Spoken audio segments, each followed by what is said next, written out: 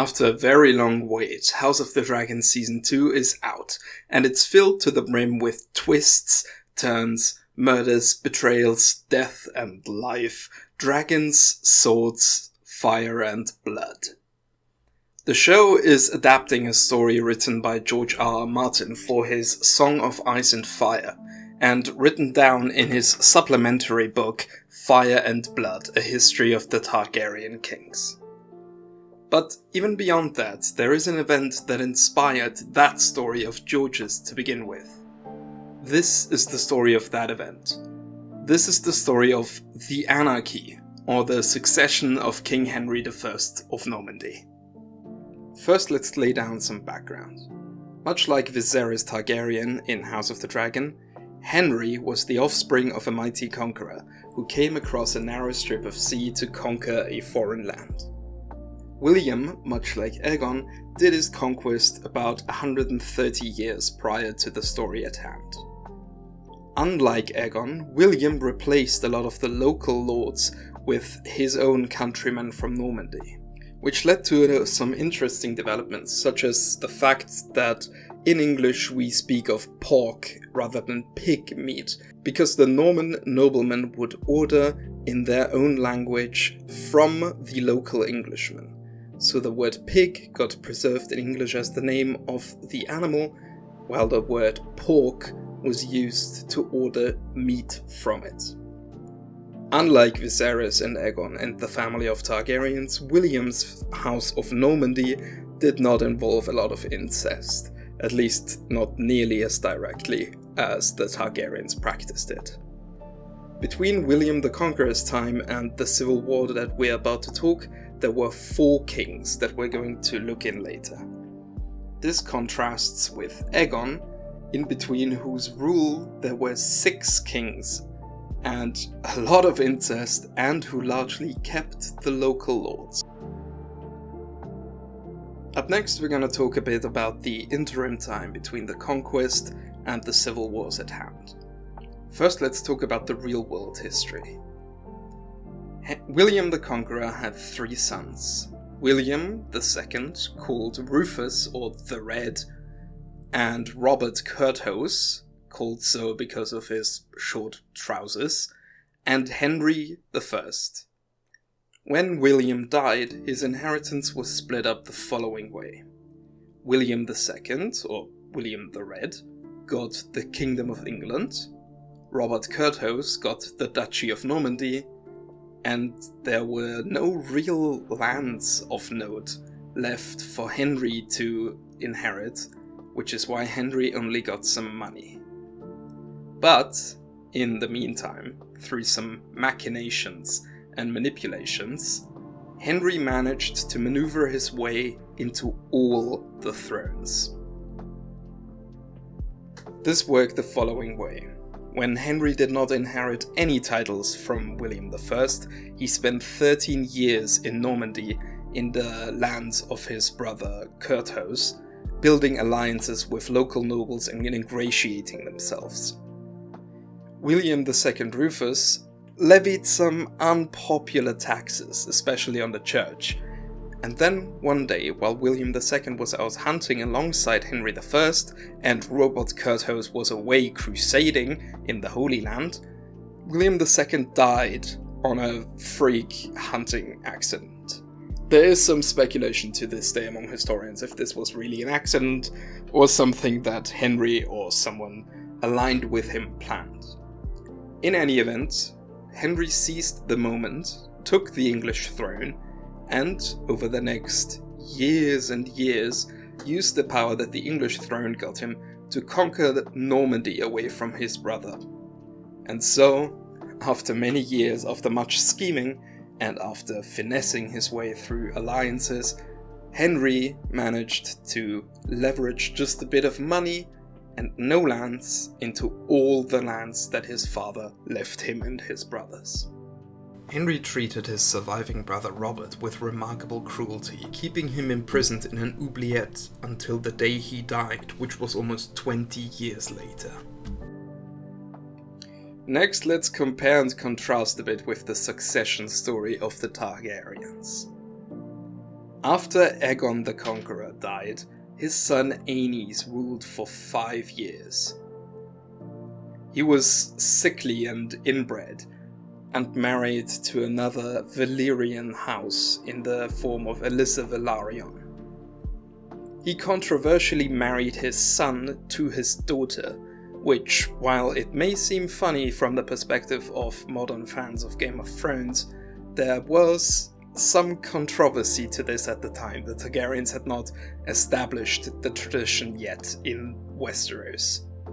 Same goes for the Valyrian practice of polygamy, which Aenys fought with his brother over, even though his brother was Hand of the King at the time, which left Aenys a reputation of weakness, because he could not, as the people said, even rule over his own brother.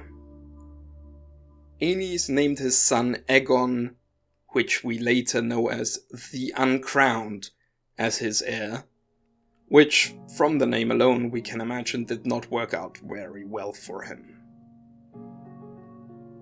After Aenys, his brother Maegor, called the Cruel, took over the crown.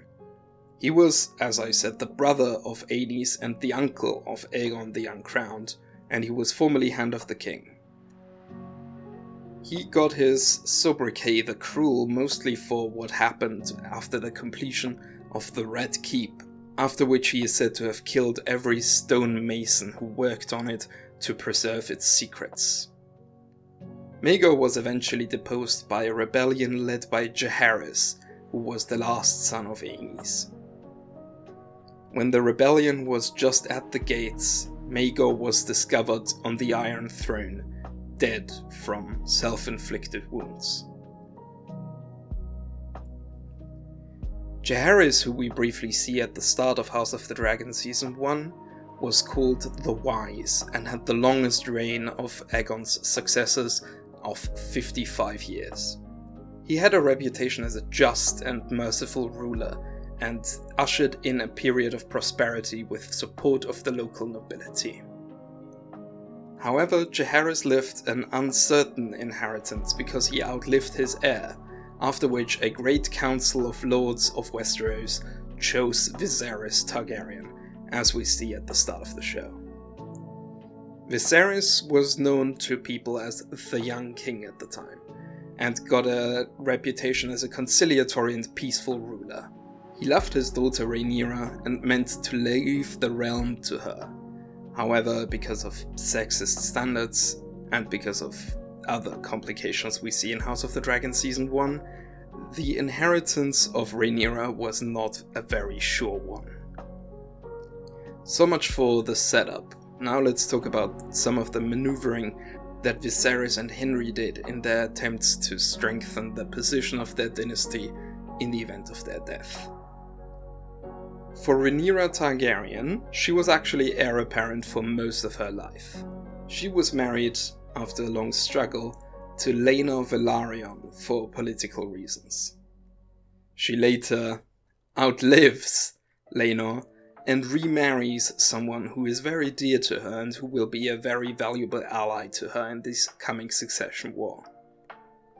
Rhaenyra declares her claim on the throne, and by extension the start of the civil war, more or less immediately following the death of Viserys. She's passed over in the succession for sexist reasons, despite oaths and promises, which, if we take a look at Empress Matilda, is a very similar position that she finds herself in. Contrasting to Rhaenyra, Matilda only became an heir apparent later in her life, after a crisis involving her brother, which we will talk about later. As a young girl of only 12 years old, Matilda was married to Henry V of Salia, who was Holy Roman Emperor. She outlived Henry V and did not bear any children of the marriage, and, like Rhaenyra, would eventually remarry someone who would be an invaluable ally in her succession war. Again, in contrast to Rhaenyra, it took Matilda many years, depending on how people count, we're talking about 4 or 6, to declare her claim on the throne and start her civil war. Now let's talk more concretely about the difficulties that Viserys, Henry, Rhaenyra and Matilda faced about their crises of inheritance. Here we have a contrast between the situations that England and Westeros found themselves in. At the start of the crisis, they are actually in opposite situations. In Westeros, the problem was an heir being added to the line of succession in the form of Aegon II. Because of the traditions of Westeros, Aegon II has a more legitimate claim in the eyes of the lords to the Iron Throne. Which is why, when Viserys ultimately dies, Aegon is preferred by the lords and the Church of Westeros to the established heiress. In contrast, England had the opposite problem. They had an established heir, an established male heir, in William Atheling, but he was lost in a tragic accident when crossing between Normandy and England on the White Ship. After the heir apparent was lost, Matilda, as the only remaining legitimate child of Henry I, is declared emergency or maybe interim heiress.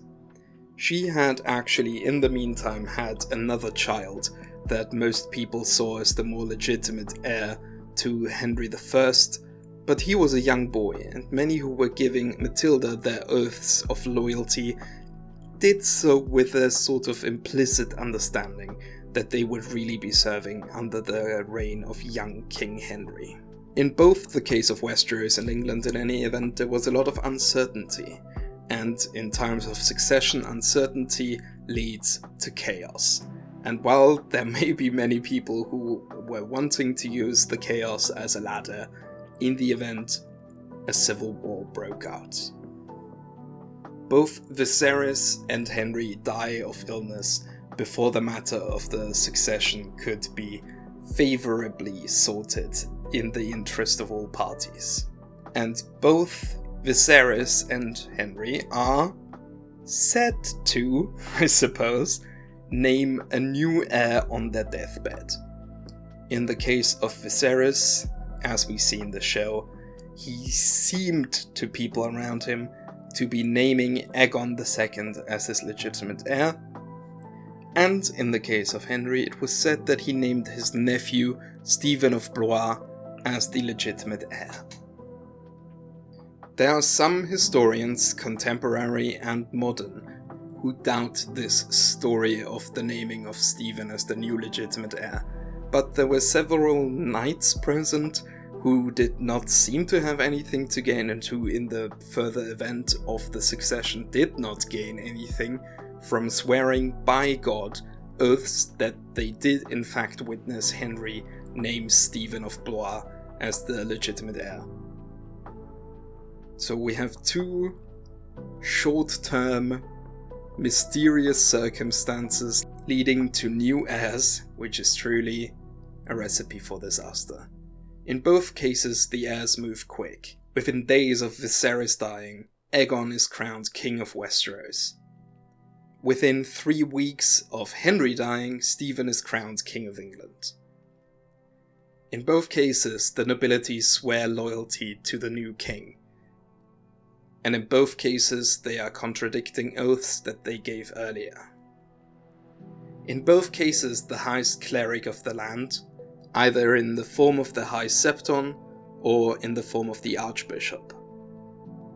The Dance of the Dragon begins immediately after Rhaenyra hears of this crowning. Meanwhile, it takes 4 years for the Anarchy to begin. So much for the circumstances leading up. Now let's talk about the situation at the start of the war. In real life in England, we have two sides opposing each other. On the one side, we have what we now refer to as the Angevin side of the conflict. This name comes from Joffrey Plantagenet, who is Matilda's new husband that she married for political reasons, being Count of Anjou. Matilda and Joffrey are supported militarily and with advice from Robert Gloucester, who is one of Henry's illegitimate children. They are facing Stephen of Blois, who is the incumbent King of England and legitimate king for many people. Stephen is supported by the twin brothers Robert and Valerian Beaumont in his campaign. In the time before the Anarchy broke out, Robert and Valoran had worked with Stephen to crush a few rebellions that had sprung up under his reign in the meantime. Meanwhile in Westeros, Rhaenyra Targaryen, along with her husband Daemon and the arguable support of Corlys Velaryon, are facing Aegon II Targaryen and his Greens in the fight for the Iron Throne. And, much like the twin couple in real life, Eric and Arik are split in their loyalties when it comes to this war. While in House of the Dragon, the civil war commences with Rhaenyra refusing the demands of an emissary sent by the Greens and crowning herself queen. An interesting anecdote that I found about the beginning of the Anarchy is the arrest of the bishops.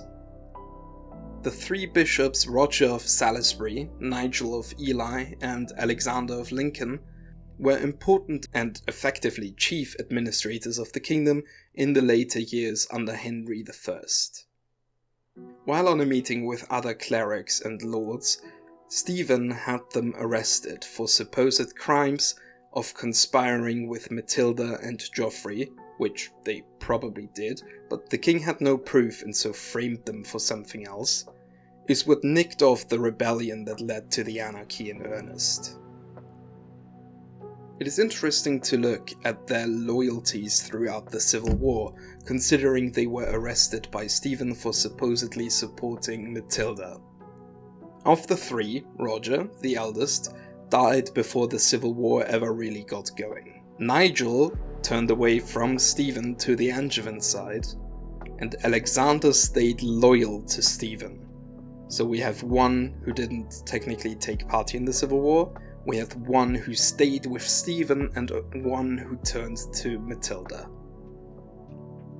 In the interest of avoiding spoilers for the probable future of House of the Dragon if it follows the canon as set by George R. R. Martin, we will avoid talking about the future of the story from this point on and instead focus on what happened in real life.